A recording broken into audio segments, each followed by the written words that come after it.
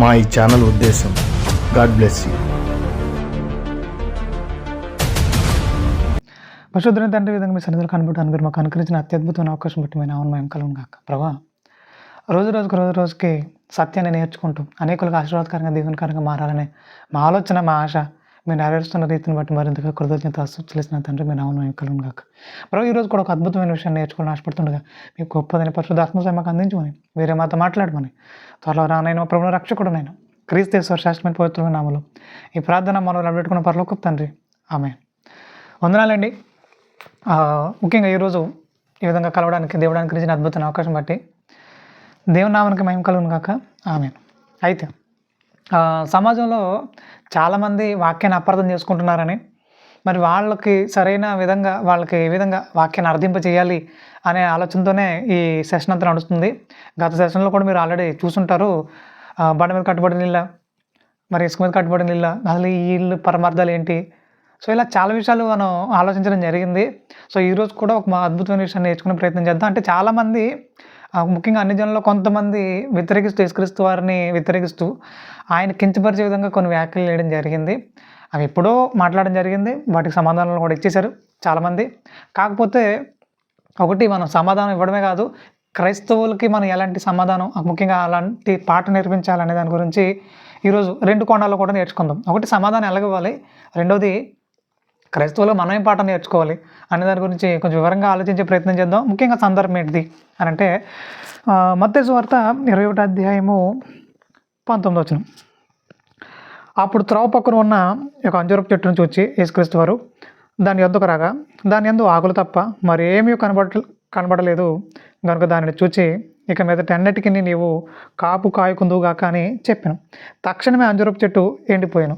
ముఖ్యంగా యేసుక్రీస్తు వారు వచ్చారట ఒక అంజూరపు చెట్టు దగ్గరికి. ఆయనకు బాగా ఆకలి ఉన్నదట. అంజూరపు చెట్టు అంతా వెతికాడట, పండ్లు ఏం లేవట. మరి లేకపోయేసరికి మరి ఇప్పుడు ఏం చేయాలి, లేవు, సరే ఏం చేద్దాం, వెళ్ళిపోదాం అనుకోవాలి కదా. మరి అలా అనుకోకుండా యేసుక్రీస్తు వారు చెట్టును ఎందుకు శపించారైనా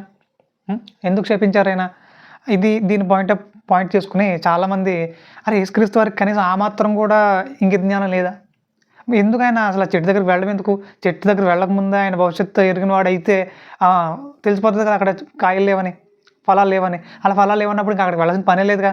సరే వెళ్ళాడు, వెళ్ళిన తర్వాత అక్కడ ఆకులు తప్ప కాయలు లేవట. మరి లేనప్పుడు ఇంక దాన్ని చేపించాల్సిన పని వచ్చింది.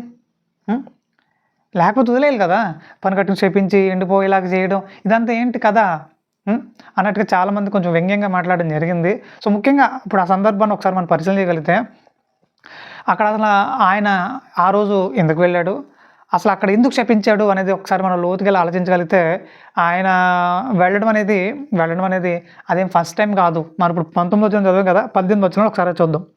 ఉదయం ముందు పట్టణంలోకి మరలా వెళ్ళుచుండగా, అనగా యెరూషలేము పట్టణానికి ఆయన వెళ్తున్నాడట. అలా వెళ్ళుచుండగా ఆయన ఆకలి కొన్నాడట. అంటే మరలా వెళ్ళుచుండగా అంటున్నాడు. ఆ దారి ఆయనకి చాలా తెలిసిన దారి. ప్రతిరోజు బేతనియా నుంచి యెరూషలేము పట్టణానికి, నజరేతు నుంచి ఇలా ఆయన వెళ్ళే ప్రాంతం అది, వెళ్ళే దారి అది. సో ఇలా ప్రతిరోజు వస్తున్నాడు. అలా వెళ్ళొచ్చేటప్పుడు కూడా ఆ చెట్టుని పరిశీలన చేస్తున్నాడు. ముఖ్యంగా అంజూరపు చెట్టు శపింపబడిందంటే అంజూరపు చెట్లన్నీ శపింపబడినవని మనం ఆలోచించాలంటే కాదు. అసలు అంజూరపు చెట్టు గురించి ముఖ్యంగా బైబిల్లో ఏం రాయబడింది అని అంటే, సామెతల గ్రంథం 27వ అధ్యాయము 16వ వచనం. అంజూరపు చెట్టు గురించి మంచి మాటలే ఉన్నాయి, అంటే ఏవి చెడ్డ మాటలు లేవు. అంజూరపు చెట్టు చెడ్డదని, అది అందరికీ హాని చేస్తుందని, దానివల్ల విషమే తప్ప మరేం లేదని అలా ఎక్కడ లేదు. అంటే ఒక్కసారి ఒక సందర్భంలో ఏదైనా జరిగిందంటే అది ఆ సందర్భం వరకు మనం తీసుకోవాలి తప్ప మొత్తం అంతటికి అప్లై చేసేయాలి, ఇంకా అది ఎప్పటికీ శపింపబడిందే అనే ఆలోచన మానేయాలి. ముఖ్యంగా సామెతల గ్రంథం 27వ అధ్యాయం 18వ వచనం చూడగలిగితే, అంజూరపు చెట్టును పెంచువాడు దాని ఫలము తినును అంటున్నాడు. అంజూరపు చెట్టును పెంచువాడు దాని ఫలం తినును అంటున్నాడు. అంటే అంజూరపు చెట్టు పెంచకూడదా అని కాదు, ఇక్కడ యేసుక్రీస్తు వారు శపించినందుకు కానీ మనం అంజూరపు చెట్టును పెంచకూడదు అని ఎక్కడ రాయబడలేదు. అంజూరపు చెట్టును పెంచితే దాని ఫలం ఖచ్చితంగా తింటాడట, ఇది సామెతల గ్రంథంలో రాయబడినమాట. అంటే మనం అంజూరపు చెట్టును పెంచుకోవచ్చు అంటున్నాడు. అంటే అంజూరపు చెట్టు శపింపబడింది అయితే అన్ని విషయాల్లో కాదు అంటున్నాడు. మరి ఇప్పుడు పని గట్టిగా ఆయన ఎందుకు శపించాడు? ముఖ్యంగా అంజూరపు చెట్టు గురించి ఇంకో మాట కూడా రాయబడింది, దాన్ని కూడా చదువుకొని మనం ముందుకెళ్ళిపోదాం.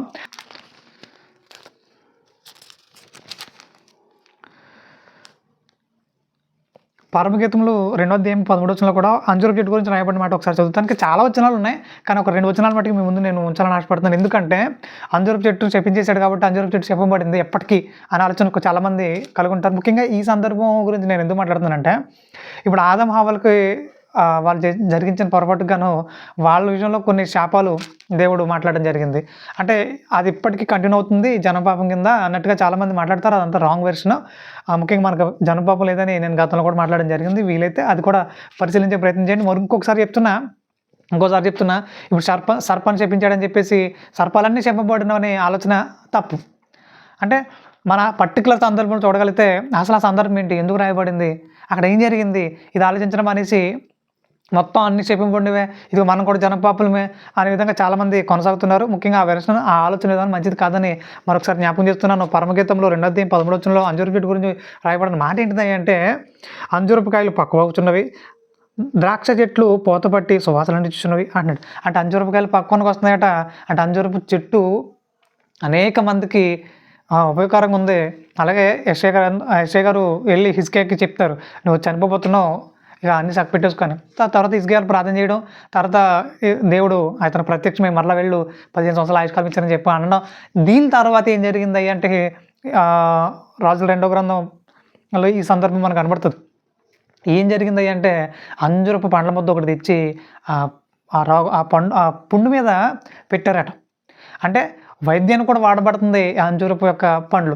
మరి ఇప్పుడు ఈ సందర్భంలో మత్తయి సువార్త 21వ అధ్యాయం 19వ వచనంలో ఈ సందర్భంలో యేసుక్రీస్తు వారు పనిగట్టుకుందని చెప్పించడానికి కారణం ఏంటిది అంటే, ఆయన దారిలో వెళ్ళడం అనేది ఫస్ట్ టైం ఏం కాదు, ప్రతిరోజు వెళ్ళొస్తున్నారైనా.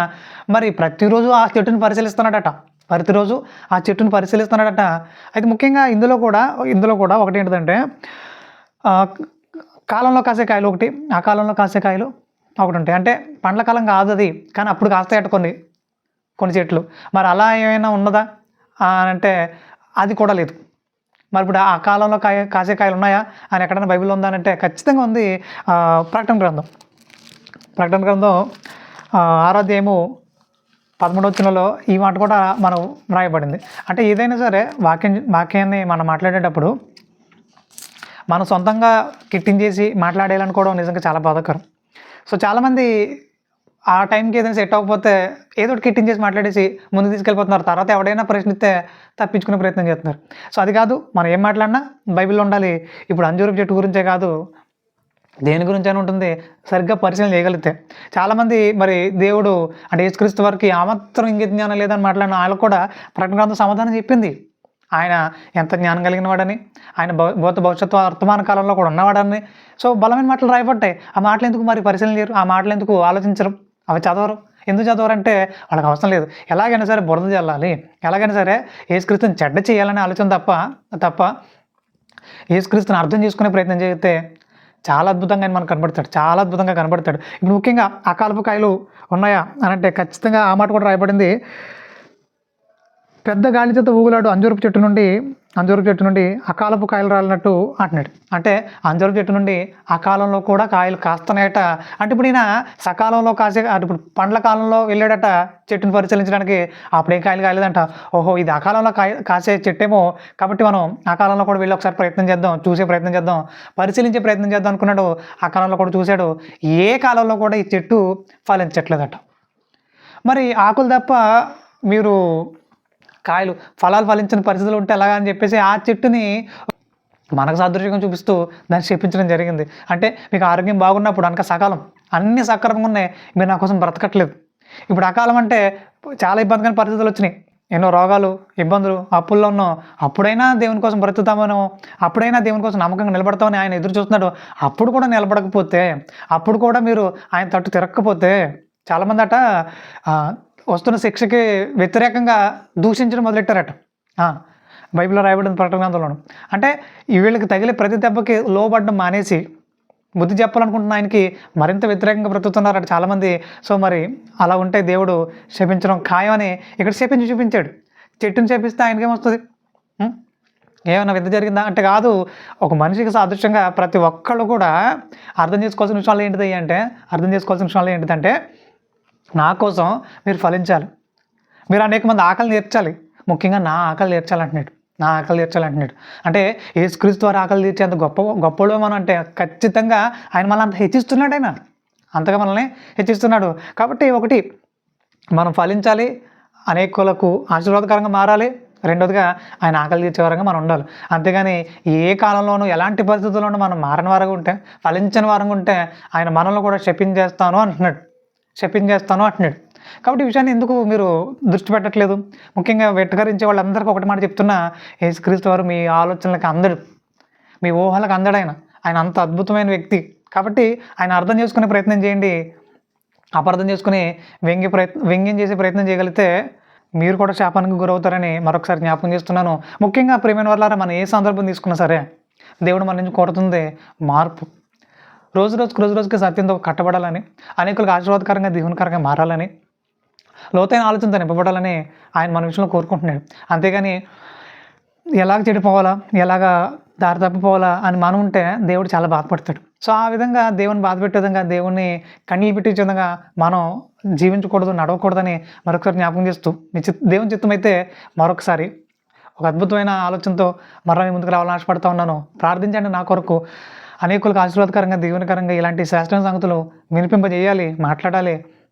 ఆ విధమైన అనుకూలత, ఆరోగ్యం, అలాగే పరిశుద్ధాత్మ సహాయం అందులాగిన ప్రార్థన చేయండి. అలాగే ఈ రోజున ఇంత అద్భుతమైన అవకాశం కల్పించిన దేవుని నామమున మహిమ కలుగును గాక. ఖచ్చితంగా అన్ని విషయాల్లో కూడా దేవుణ్ణి సంతోషపెట్టే విధంగా, దేవుణ్ణి. ప్రియ స్నేహితులారా, సమాజంలోని మనుషులు రకరకాల వాటి కొరకు పరుగులు తీస్తున్నారు. ఆనాడు అపోస్తుడైన పౌలు గారు తన చివరి దశలో మాట్లాడుతూ, నా పరుగు కడముట్టించితిని అంటున్నారు. అంటే క్రైస్తవులుగా మన పరుగు పరలోకానికే కావాలి అనే ఆలోచనతో మైండ్ రన్ టు హెవెన్ అనే నినాదమే మా ఈ ఛానల్ ఉద్దేశం. God bless you. దేవుడు మెచ్చుకునే విధంగా మన ఆలోచన విధానం ఉండాలని మరొకసారి జ్ఞాపకం చేస్తూ నా మాటలు ముగిస్తున్నాను. ప్రార్థన చేసుకుందాం. పరిశుద్ధుడైన తండ్రి, ఈ విధంగా మీ సన్నిధిలో కనబడడానికి, శ్రేష్టమైన సంగతులు నేర్చుకోవడానికి గాను మీరు అనుకుంచిన అద్భుతమైన అవకాశం బట్టి మీ నామమున మహిమ కలుగును గాక. లోతైన పరిశీలన జరిగిస్తున్నాయినా, మీ వాక్యం నేర్చుకుంటున్నాయినా, మీ కృపలు వర్ధలింపజేయమని పెట్టుకుంటూ ప్రార్థపడుతూ మీ సహాయాన్ని అర్థిస్తూ త్వరలో రానైనా ప్రభు రక్షకుడు ఆయన క్రీస్తు శాశ్వత పవిత్రమైన నామములో ఈ ప్రార్థన మనోరాడు పెట్టుకున్న పరలోకపు తండ్రి. ఆమేన్. వందనాలండి.